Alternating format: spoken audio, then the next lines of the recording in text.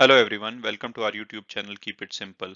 आज के वीडियो में हम डिस्कस करेंगे अपकमिंग आईपीओ विजया डायग्नोस्टिक्स के बारे में, जो कि 1 से 3 सितंबर के बीच में खुलेगा। तो हम ये जानेंगे कि कंपनी क्या करती है, की आईपीओ इंफॉर्मेशन एंड डेट्स के बारे में हम बात करेंगे। उसके बाद इनके फाइनेंशियल्स और पीयर इंफॉर्मेशन के बारे में बात करेंगे और एंड में हम कंक्लूड करेंगे कि कैसा लगता है ये आईपीओ, आपको इसमें अप्लाई करना चाहिए या अभी अवॉइड करना चाहिए।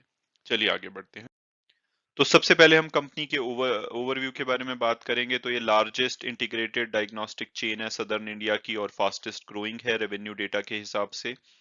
इनके 81 डायग्नोस्टिक सेंटर हैं, 11 लैब हैं, 13 डिफरेंट सिटीज में आंध्र प्रदेश और तेलंगाना की, और इसके अलावा ये एनसीआर और कोलकाता रीजन में भी अपना एक्सपेंशन कर रही हैं। हालांकि इनका 95% से ज्यादा रेवेन्यू इस टाइम हैदराबाद या तेलंगाना और आंध्र प्रदेश की दूसरी सिटीज से आता है। और काम के बारे में इनके बात करें तो ये पैथोलॉजी टेस्ट प्रोवाइड करते हैं। इनके 1610 पैथोलॉजी टेस्ट ऑफर करते हैं ये, जिसमें से कि 740 रूटीन टेस्ट हैं और 870 स्पेशलाइज्ड टेस्ट हैं। और रेडियोलॉजी में ये 220 बेसिक यानी कि एक्सरे वगैरह और 320 एडवांस्ड रेडियोलॉजी टेस्ट भी ऑफर करते हैं, जैसे कि सीटी स्कैन वगैरह। ये अपने इन टेस्ट के अलावा हेल्थ और वेलनेस पैकेज भी प्रोवाइड करते हैं कस्टमर को एज पर देयर रिक्वायरमेंट। और बहुत ही कस्टमर सेंट्रिक कंपनी है। ये होम कलेक्शन प्रोवाइड करते हैं स्पेसिमेंस का, एंड उसके बाद ये आपको एसएमएस के थ्रू अपडेट रखते हैं, और ईमेल और वेब पोर्टल से आप इनके अपने रिजल्ट आप देख सकते हैं। तो ये इनका डिफरेंशिएटिंग फैक्टर है अपने कॉम्पिटिटर्स के अगेंस्ट, और ये इनको हेल्प करता है अपने कस्टमर रिटेन करने में भी। और अगर हम अब आईपीओ के की इंफॉर्मेशन के बारे में बात करें तो 1 से 3 सितंबर तक ये खुला रहेगा। कंपनी इससे 1895 करोड़ रेस करने का प्लान कर रही है। आप ये मान के चलिए कि प्राइस बैंड हालांकि 522 से 531 है, बट अगर आपको ये अलॉट होता है तो 531 रुपए में होगा। इसकी लिस्टिंग दोनों बीएससी और एनएससी दोनों पे होगी। रिटेल पोर्शन 35% है। क्वालिफाइड इंस्टीट्यूशनल बायर का कोटा 50% है, और हाई नेटवर्थ इंडिविजुअल को 15% का कोटा दिया गया है। और अगर आप एम्प्लॉई हैं विजया डायग्नोस्टिक्स के, तो आपको रफली 10% यानी कि 52 रुपए का डिस्काउंट भी मिलेगा।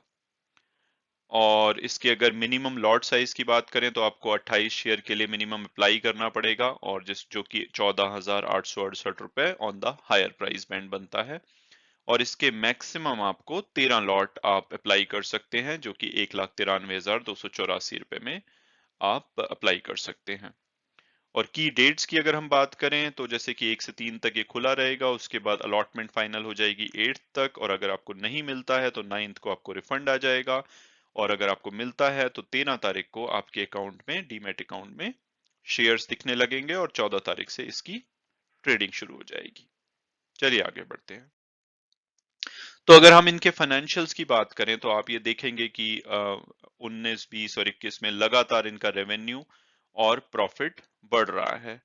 और इस क्वार्टर का भी देखें अगर उसको हम पूरे साल के एनुअलाइज्ड करें तो वो भी पिछले साल से बेटर कर रहा है। तो फाइनेंशियल्स में कोई इसकी कमी नहीं दिखती है, फाइनेंशियल्स बहुत ही सॉलिड है। और अगर हम इसके पीयर डेटा, जो कि इन्होंने अपने प्रोस्पेक्टस में अपना पीयर्स या कॉम्पिटिटर्स बताया है, डॉक्टर लाल पैथ को और मेट्रोपोलिस हेल्थ केयर को, हालांकि वो एप्पल टू एप्पल कंपैरिजन नहीं है, बट उनके जैसे पी रेशो देखें तो 107 पे डॉक्टर लाल पैथ और 74 पे मेट्रोपोलिस आज की डेट में ट्रेड कर रहा है। और जबकि विजया डायग्नोस्टिक्स का on the higher price band 41 के आसपास का पी आता है, जो कि अट्रैक्टिव लगता है, बट ये एप्पल टू एप्पल कंपैरिजन नहीं है, तो अभी हम इसको इसके बेसिस पे कोई डिसीजन लेना सही नहीं समझेंगे। तो चलिए आगे बढ़ते हैं। तो अगर हम अब कंक्लूड करें कि क्या कंपनी का अच्छा है, क्या कंपनी में प्रॉब्लम है, और अब हमारी क्या पर्सनल ओपिनियन है इसमें, तो इसके अगर प्रोज को देखा जाए तो फंडामेंटल बहुत ही अमेजिंग है। स्ट्रॉन्ग प्रॉफिटेबिलिटी है, जो आपने देखा लगातार बढ़ रही है, जबरदस्त नंबर है, कोई उसमें कमी नहीं है। डेट बहुत ही नेग्लिजिबल है। कैश रिच कंपनी है, और इनके पास स्ट्रॉन्ग रिजर्व है, क्योंकि इन्होंने प्रॉफिटेबल रही है तो इन्होंने अपना एक्सपेंशन अपने रिजर्व को यूज करने के लिए करके सोचा है कि अब ये एक्सपैंड करेंगे। लेकिन अगर अब इनकी चिंता की बात की जाए कि क्या इसमें प्रॉब्लम हो सकती है, तो ये इनकी सबसे बड़ी प्रॉब्लम ये है कि ये साउथ सेंट्रिक हैं, यानी कि इनकी प्रेजेंस आज की डेट में आंध्र प्रदेश और तेलंगाना में है, और कोई भी ऐसी कंपनी जो कि एक पर्टिकुलर रीजन में होती है वहां पे अगर कोई भी प्रॉब्लम हो तो काफी वॉलेटाइल रहती है। तो ये अच्छा नहीं समझा जाता, और अगर ये जैसे डाइवर्सिफाई कर रहे हैं ईस्टर्न इंडिया में और एनसीआर में तो उससे इनके मार्जिन पे इम्पैक्ट पड़ सकता है। और ये बिल्कुल ही प्रॉफिटेबल हैं, और उसकी वजह से उन्होंने इसकी वजह से अपना फुल्ली प्राइस्ड रखा है इस आईपीओ को। और अगर इस सेगमेंट की बात करें तो जो पोस्ट पेंडेमिक के बाद इस सेगमेंट में बहुत सारे प्लेयर आ रहे हैं डायग्नोस्टिक्स में, तो जिसकी वजह से आगे इसमें कंपटीशन बढ़ेगा जो कि इनको इम्पैक्ट कर सकता है। और अगर हम लेटेस्ट देखें इस सेगमेंट में जो कि प्लेयर आए हैं, तो कृष्णा डायग्नोस्टिक जो कि अभी कुछ टाइम पहले लिस्ट हुआ था, जो कि अब 8% अपने लिस्टिंग प्राइस से रफली ट्रेड कर रहा है, तो उसने अच्छा परफॉर्म नहीं किया है। और जो दूसरा एक और रीजन बोलूंगा कि ये पूरा ऑफर फॉर सेल है, तो कंपनी इस पैसे को अपनी एक्सपेंशन या कंपनी की ग्रोथ में यूज नहीं करने वाली, ये सिर्फ एग्जिस्टिंग प्रमोटर है क्योंकि कंपनी प्रॉफिटेबल है, तो उसको देखकर वो अपना स्टेक बेच रहे हैं क्योंकि इस टाइम उनको बेटर प्राइस मिलेगा, और इसके बाद उनका शेयर कंपनी में बहुत ही कम रह जाएगा। तो ये कुछ नेगेटिव बातें हैं। और अगर अब हम फिर फाइनली कंक्लूड करें कि हमारी ओपिनियन क्या है कि भाई यस और नो, तो लिस्टिंग गेन के लिए अगर मैं ग्रे मार्केट प्रीमियम आज की डेट में देखूं तो ये 3 से 4% का ही दिखा रहा है। और अगर हम ये देखें तो कार ट्रेड या एप्टस या कुछ और आईपीओ जो भी पीछे लिस्ट हुए, उनका grey market premium even last तक काफी अच्छा था, लेकिन फिर भी वो अपने लिस्टिंग प्राइस से नीचे लिस्ट हुए।